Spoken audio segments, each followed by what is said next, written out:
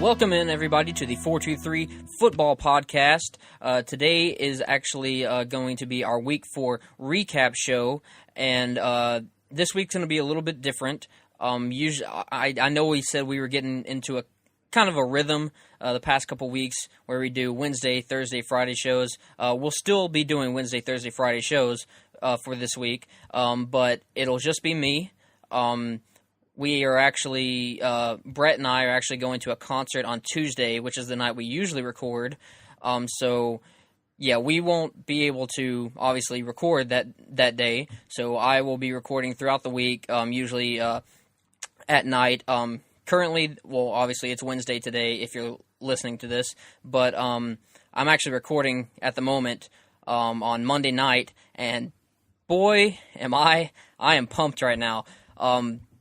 The Chiefs-Redskins game just ended, and if anyone saw that, Justin Houston recovered a fumble on the very last play. It was just a garbage time play, runs it into the end zone for a touchdown, and just Twitter explodes with tweets about, well, first and foremost, I tweeted out right when that happened. I was like, I wonder how many fantasy games are going to be decided by that one play, and I did not expect the amount of games that have been. Just people pissed off all over the place just off of that one play, which, I mean, they have every right to be. And, in fact, one of our league mates in our league of record, Joseph, actually lost his game to Bush because of that play. And, boy, did Joseph get mad. Holy crap. Just constant text just over and over again going off about how the Chiefs screwed them and how they were doing nothing the entire game. And then the last play, they come out and do that. And obviously Bush is thrilled. But, yeah, I don't think I've ever seen anything like that. Literally, the last second, he didn't even need to score. He could have just gone down.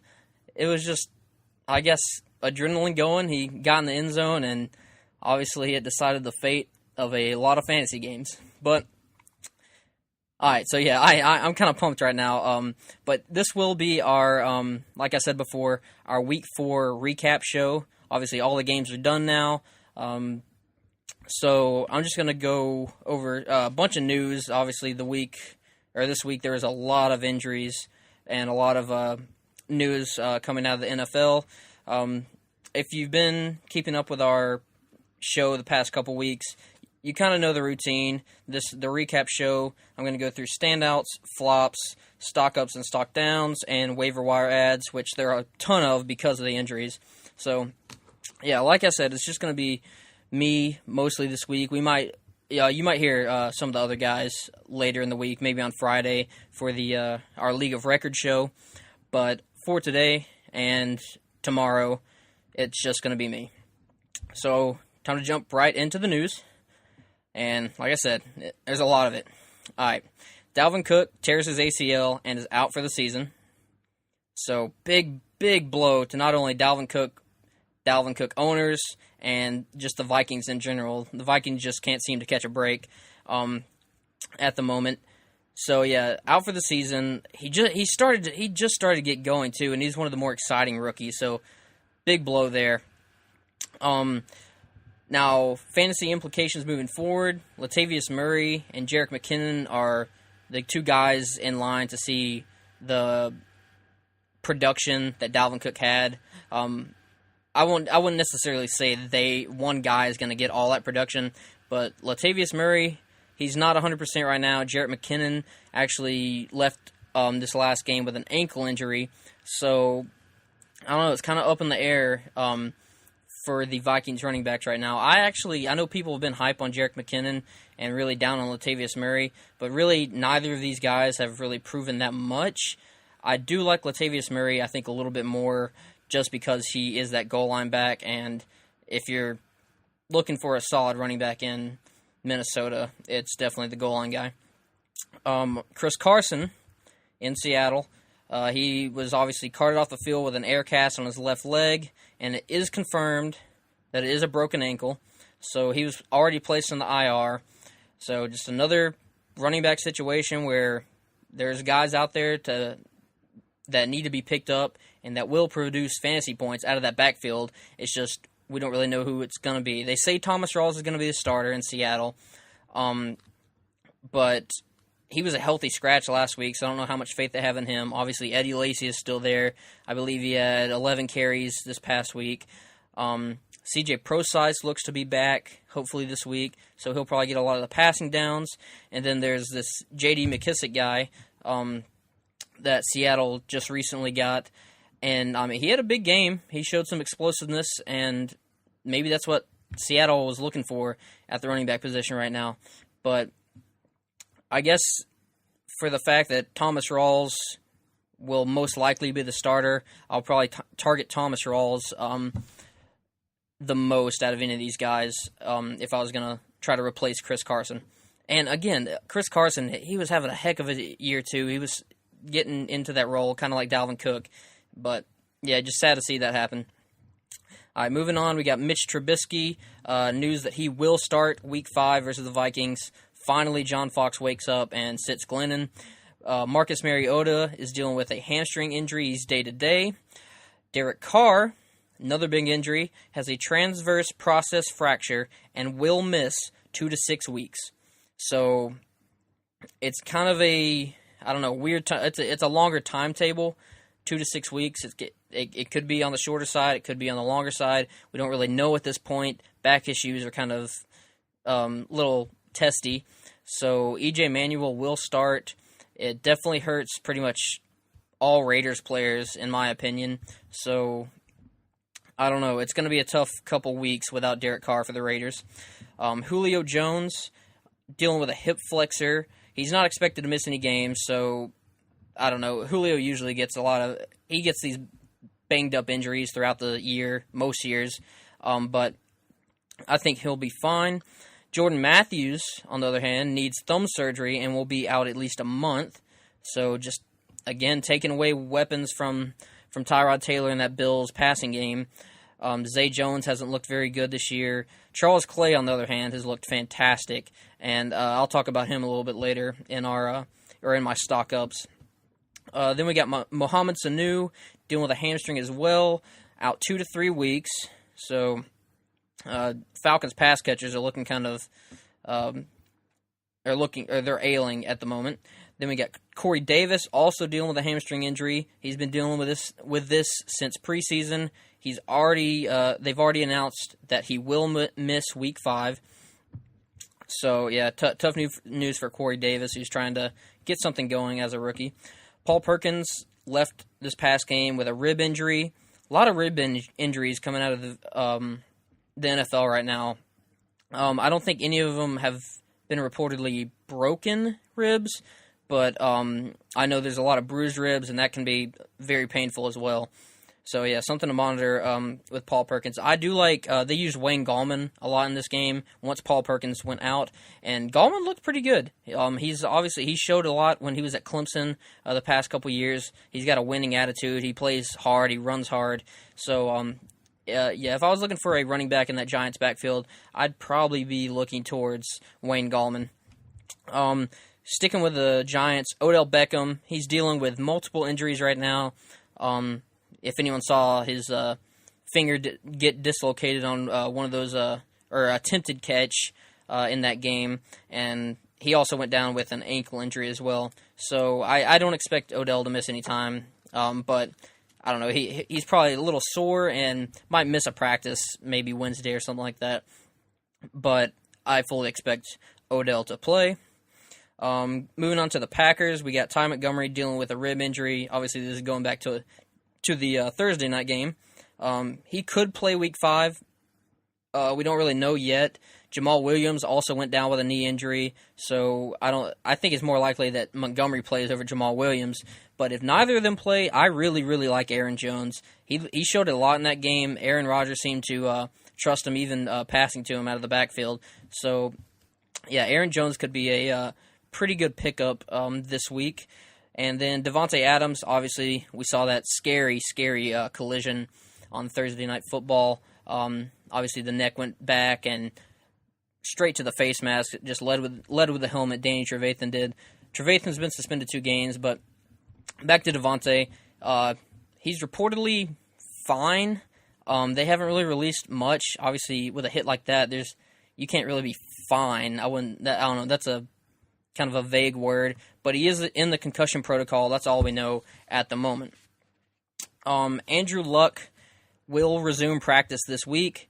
He's not going to play, so don't freak out and think he's going to play, but he will resume practice, so that's a good sign moving forward. And then last bit of news from the Colts, Jack Doyle is also in the concussion protocol.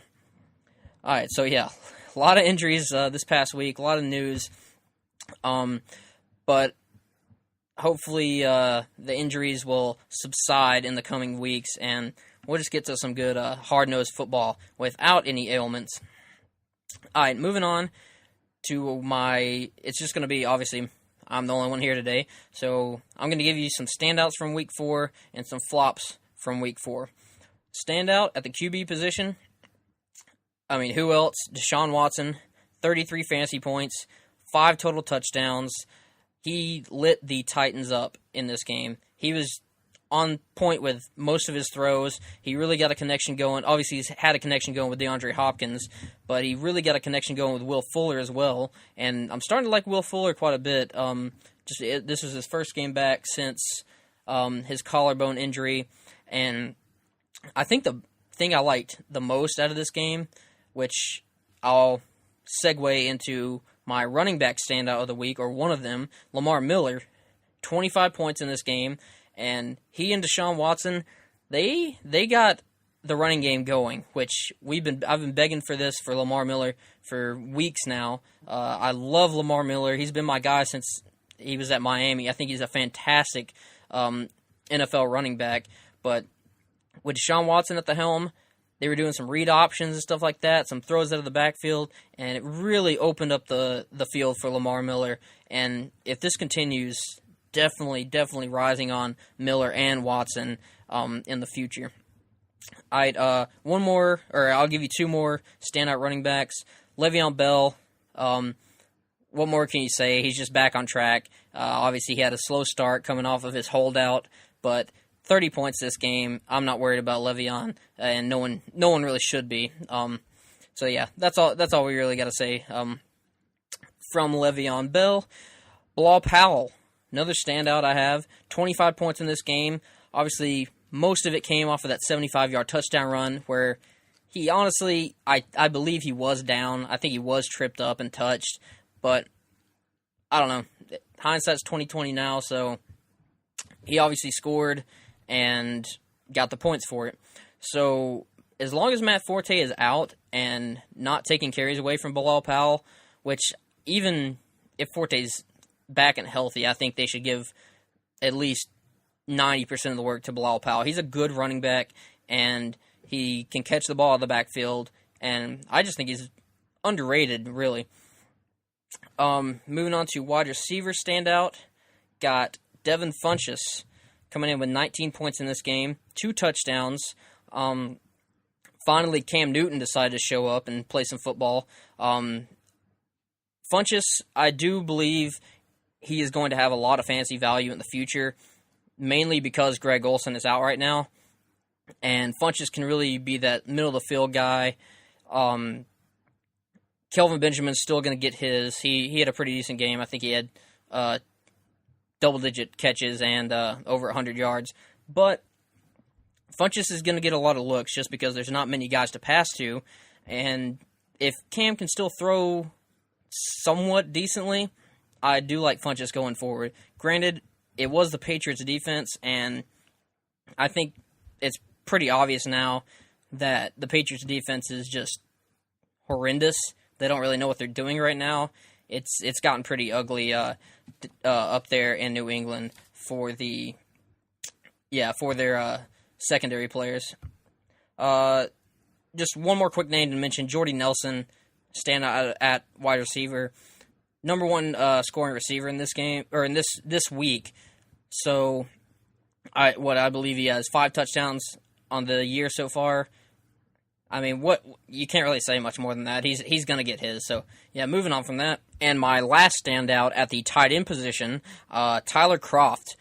18 points in this game, 2 touchdowns, if you listened to the episode last week, or if you follow us on Twitter or Facebook and saw our starts and sits and sleepers, Tyler Kroft was my sleeper of the week. Obviously, he finished as the number 1 tight end this week. Tyler Eifert has been dealing with injuries throughout his career, and obviously they're still continuing. But Tyler Kroft, he looked really good. He dominated the middle of the field. Andy Dalton looked fantastic. Now, it was the Browns, so kind of temper expectations. But moving forward, if Tyler Eifert's out, I think Tyler Kroft can be a very relevant fantasy tight end, especially in a time where tight ends are not too reliable at the moment. All right, that's all my standouts for the week thus far. Now, moving on into flops, we got at my QB position, flop of the week, Jay Cutler. He only had 8 points in this game versus the Saints. I expected so much more in this game from Jay Cutler. They're playing the Saints, who have a notoriously bad defense. If he can't get it done there and can't get on track there, then something's seriously wrong in Miami. I don't know what it is, if they're just not balanced or if they're just trying to force too much. Obviously, Jay Cutler is known to force some, just force some plays, and it might not work very well. But it does seem like they're using Cutler as more of a scrambler, almost like a Kirk Cousins, like Redskins offense, sort of. But Jay Cutler is the guy, you just stand him up in shotgun or put him up under center, 3-step drop back, and throw the ball. And that would really, really help that Dolphins team, especially Devontae Parker, who's just a jump ball receiver, and Jarvis Landry, who's underneath. You just give Cutler some time, let him drop back and make a decent throw. But until the Dolphins figure that out, it's not looking too good for Jay Cutler, at least. And honestly, I don't believe that many people started Cutler. He was our sleeper of the week just because he was playing the Saints, and I thought he'd get on a good track. But obviously, I guess I was wrong there. And yeah, Cutler, not a good performance. Moving on, staying with the Dolphins at my running back flop of the week, Jay Ajayi. Again, you heard me talk about what the Dolphins are doing right now. It's not very productive. Jay Ajayi, only 5 points this past week, 8 points combined in the past 2 weeks. So obviously something's not right there. Now, this was the fear all along with Jay Ajayi. Last year, he had games where he would blow up for 300 yards. He'd have close to 30 touches, and then he had a few games like this where only 5, 6, 7, 8 points or fantasy points in a game, and it really hurt your team. So all those people who drafted Jay Ajayi with a first or second round pick, it's looking kind of uncomfortable right now for those owners. Now, another running back that I had as a flop, who also was drafted first, second round, Melvin Gordon. 3 points in this game. Granted, he was hindered by a knee injury, so if there was anything to say in defense of Melvin Gordon's performance, it is that he's dealing with the knee injury and he might be a little hampered. They did give Brandon Oliver and, his name's slipping me. What's his name? What other running back who scored a touchdown that game for the Chargers? They got Brandon Oliver and that guy scored quite a few, or they had a lot of touches in this game. So, I don't know. I think it's more of Melvin Gordon being limited with the knee injury over his production. But, again, Chargers looking pretty bad right now, too. 0-4 at the moment. Just a few more names I have as flops at the running back position. DeMarco Murray, again, he's still being split with Derrick Henry, which I still think at some point in the season Derrick Henry's going to take over that job. But in defense of DeMarco and just the Titans in general, or the Titans running backs in general, the game script never played in their favor at all. They got down quick and by a lot. So there was not really a chance for them to run the ball. And obviously Marcus Mariota went down this game as well, which doesn't help anything. Joe Mixon as well. He we thought he was going to be the guy to get on track against the Browns. He had 21 touches in the Packer game, and we thought, hey, this is the time to go and get Joe Mixon. But after this Browns game, I'm not so sure of his ability and his talent, really. We haven't seen anything at all from Joe Mixon. The hype has been there. I've even been on the hype train. I obviously had him as my AFC North MVP, but I don't know. I just don't think the talent, or I don't know. I don't want to say the talent's not there because it's still too early to tell, but he has not looked good at all. Giovanni Bernard has been the Bengals running back that has has remotely looked decent these past couple weeks. So I don't know. Just keep an eye on Joe Mixon. I'm still not really selling him at the moment. I'm still trying to buy, but he really has not shown much of anything. And then also got Marshawn Lynch as a flop this week. The Raiders have taken some hard hits the past couple weeks. Crabtree being out, Derek Carr's going to be out for a while. Amari can't seem to catch a ball, and Marshawn Lynch just looks old. So I don't know. Everything's looking kind of bad for the Raiders right now, and Marshawn Lynch is definitely at the forefront of that. Now, moving on to wide receiver flops, Brandon Cooks. Brandon Cooks only 4 points in this game. I'm almost getting kind of tired talking about Brandon Cooks, but it's just like I said before, boom-bust kind of player. This is one of the bust games. Panthers' defense actually looked pretty stout in this game, I will say. Brady had an okay game. Not really much opening up of the field in this one, but Brandon Cooks he disappears from games sometimes, and it's going to be that pretty much back and forth. It might honestly be that back and forth each and every week, but whether Brandon Cooks goes off for 102 touchdowns or he just has 40 yards. So, yeah, definitely. You're still starting Brandon Cooks every week, most likely, but if I was looking at a New England pass catcher, honestly, I think I'd rather have Chris Hogan at this point. He's reliable, and I'd much rather have a 8 to 10 point game every week than some weeks being 30 points and then some weeks being 2 points. So I don't know, just whatever you prefer and whatever your team's built like, you can decide between Brandon Cooks or Chris Hogan. Also, another big name that flopped this week at the wide receiver position, Antonio Brown. Only 3 points in this game. I guess I don't want to say that. Well, I will say it was an away game, and obviously we know what Ben Roethlisberger is like away. He just can't do anything apparently at all, and I guess sometimes it's gonna affect his other players. It didn't affect Le'Veon in this game. He got, I believe, 35 touches, and that's crazy. But Antonio Brown, only 3 points. And Ben basically ignored him completely on the play before Antonio took his frustration out on the Gatorade cooler. If anyone saw that, which Antonio had every right to be mad. He was wide open on a play, and Ben just didn't see him, didn't even look his way, which is stupid. I mean, you have the best receiver in the league on your team. If you drop back to pass at some point in that play, you need to look towards Antonio Brown. I don't care if it's your first look or your check down or something. Just be aware of his presence and what he can do. Just give him a look or a nod or something. You don't have to throw it to the guy, but you should be aware of where Antonio Brown is at all times, just as defenses should be. The quarterback should be as well. But I believe the Steelers are back home this week, so I'm not worried about Antonio Brown even on the road. But they're at home this week, so I definitely see a bounce back for both Antonio and Ben.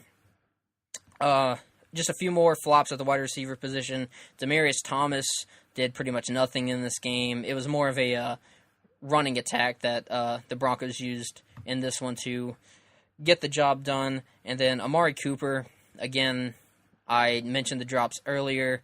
He just can't seem to hold on to the ball. Derek Carr's not going to be there now. It's just going to be E.J. Manuel. We don't know if Crabtree's going to be back. So Amari's, I don't know, he's looking kind of down lately, and which doesn't really make sense. If you've listened to the show before, or if you know me, I am a Alabama fan. I've been a Bama fan since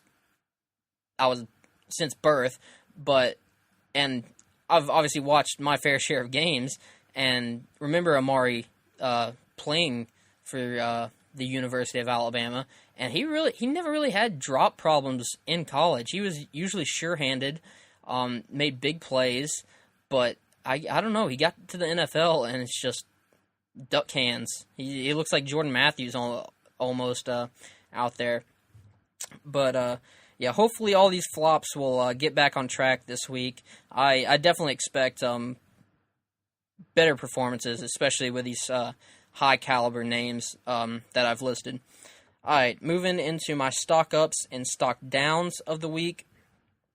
Stock up, as I mentioned, as my standout, Deshaun Watson at the QB position. I don't think 33 points is going to be the regular by any means, but I do believe the fact that he can use his legs, and defenses are starting to realize that it's really going to open things up. I think it really just helps that entire team in general. And obviously he's getting weapons, or better weapons around him that he can trust. Will Fuller's obviously back. Bruce Ellington may not be the greatest receiver, but he's definitely a guy he can trust and get the ball to. Some more stock ups. Alvin Kamara. Alvin Kamara looks to be the Saints' favorite running back at the moment. Obviously, Adrian Peterson is done. We mentioned that he was droppable last week. I definitely stand by that. Mark Ingram, I still think he has fantasy relevance. He is, in my opinion, the best back on that team at the moment. And I don't know, they just don't seem to like Mark Ingram very much, but I think he's still going to have some value. But Alvin Kamara, especially in PPR and him catching the ball out of the backfield, I definitely like Alvin Kamara for the future. Also, Wendell Smallwood. We talked about him last week when we mentioned that this is the guy to own in the Eagles' backfield. LeGarrette Blount had a pretty good game. He had one big, I think, 68-yard run. I don't expect this from LeGarrette Blount at all. I still think he's a bad running back, and he doesn't really fit that offense. But Wendell Smallwood looked the part in this Eagles' backfield. He slid into that Darren Sproles role, and he's going to be the guy catching the balls out of the backfield and really opening things up for the Eagles. So, yeah, definitely rising on Wendell Smallwood as well. Now for the stock downs, as I mentioned before, Joe Mixon looking kind of rough in Cincinnati. Marshawn Lynch, things just look bad in Oakland. And then one more name, Christian McCaffrey. I am not liking Christian McCaffrey at all. I didn't think I could get much lower on this guy because at the beginning of the year I was saying avoid him at all costs. I was worried about Jonathan Stewart being the feature back, or not the feature back, but the go-to guy for the Panthers. It's kind of shifted towards McCaffrey in that they're giving him more and more touches, but I still don't think the production's there.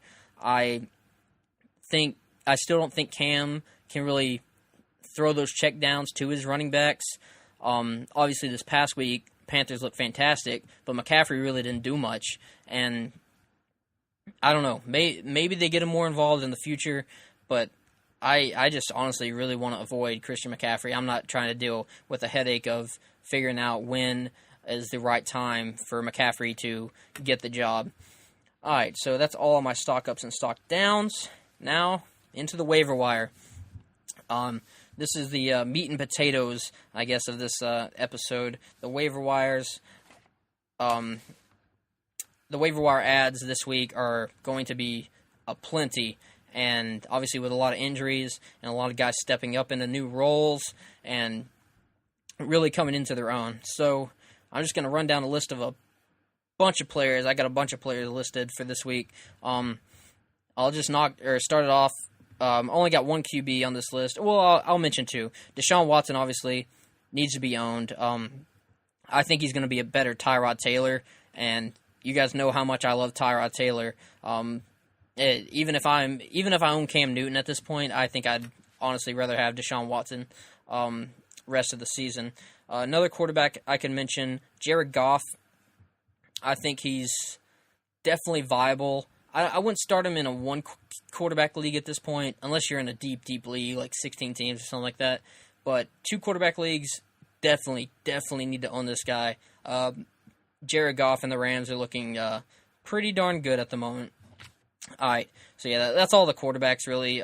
Maybe some streaming options a little bit later. But moving on into running backs, ton of running backs, and these aren't in necessarily a particular order for the waiver wire, but I don't know, just a bunch of names to keep track of and possibly get on your team. Alvin Kamara, as I mentioned before, love him. He's still only owned in 26% of leagues. Wendell Smallwood still owned in 7% of leagues. And now onto the guys that are replacing injured guys. Obviously, Dalvin Cook went down for the year. Latavius Murray and Jarrett McKinnon need to be on people's radars. Chris Carson's down, or most likely out for the year. Thomas Rawls is probably the guy to target. Actually, I'll just go through and list my Seattle running backs, which ones I'd rather have and which ones, or I'll rank the Seattle running backs at the moment, just because there's so many of them. So I guess I'd go Thomas Rawls, then Eddie Lacy, then C.J. Prosise, and then J.D. McKissick. I know McKissick had the flashy performance this past week, and I think they'll use him quite a bit, honestly. But, yeah, I guess Rawls would be the guy I would prefer out of all the Seattle backs right now.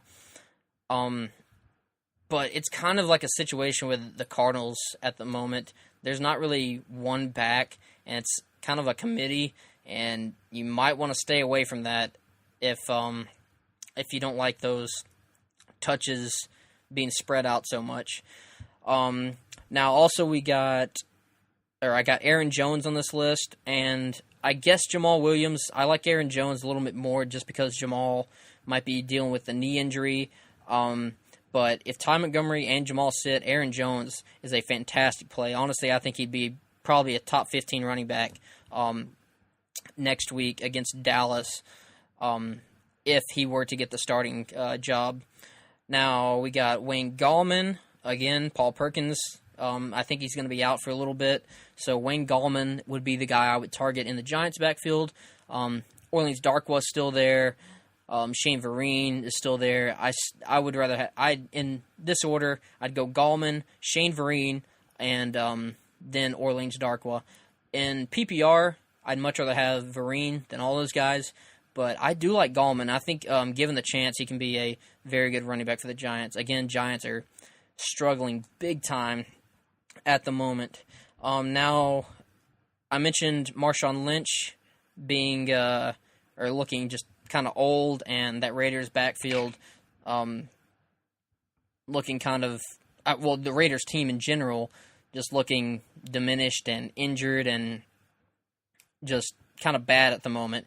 But I think Jalen Richard still needs to be on people's radar. Marshawn Lynch could go down at any moment, and Richard gets quite a few touches a game anyway, so maybe with Derek Carr out, Richard gets even more touches, as they don't want to use Marshawn as much. Now moving on into wide receivers to pick up. The list is kind of, I don't know, it's kind of odd in the fact that a lot of these guys, it's more of a trust factor at this point, and some of these guys are just now showing that they can do something. So I guess I got 3 guys listed here. I got Will Fuller, Devin Funchess, and I got Dante Moncrief. Mainly just have Moncrief there because I think Luck will be back sooner rather than later. I'm not expecting this week or the week after, really. But I think Moncrief at some point is going to need to be looked at on waivers. Because when Luck does come back, Moncrief, I still buy into the fact that he's going to... I wouldn't say he's going to get double-digit touchdowns now because been out for so long. But I do think Moncrief is going to be a touchdown machine once Luck is back. But I'd really like to have Will Fuller at the moment. Deshaun Watson seemed to have a nice thing going with him. Obviously, first game back, gets 2 touchdowns. Devin Funchess as well gets 2 touchdowns in this previous game. Now moving on into tight ends, Evan Ingram. We've been talking about him for the past couple weeks. Love him as a tight end. He's easily going to be the tight end rookie to own. And in a year where, like we said before, tight ends are looking kind of just bleh at the moment.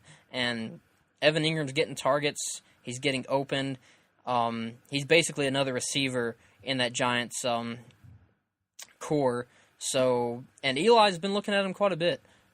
So definitely target Evan Ingram, especially if you're looking for a solid tight end.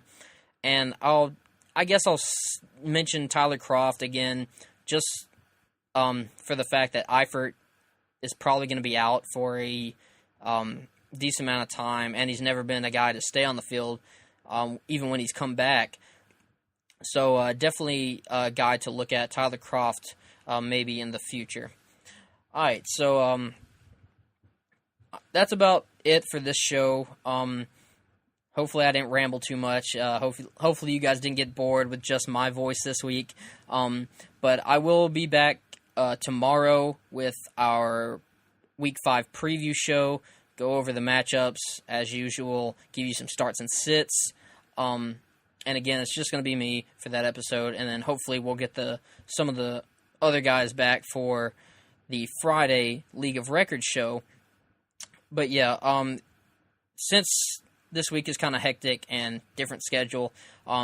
Again, the best way to get our news is to follow us on Twitter or Instagram at the 423football. You can go like us on Facebook, get some info there. Subscribe on iTunes, Google Play, and YouTube to keep up with the episodes that we are releasing. Give us a like, leave your comments and reviews. Thanks for listening. We are the 423 Football Podcast.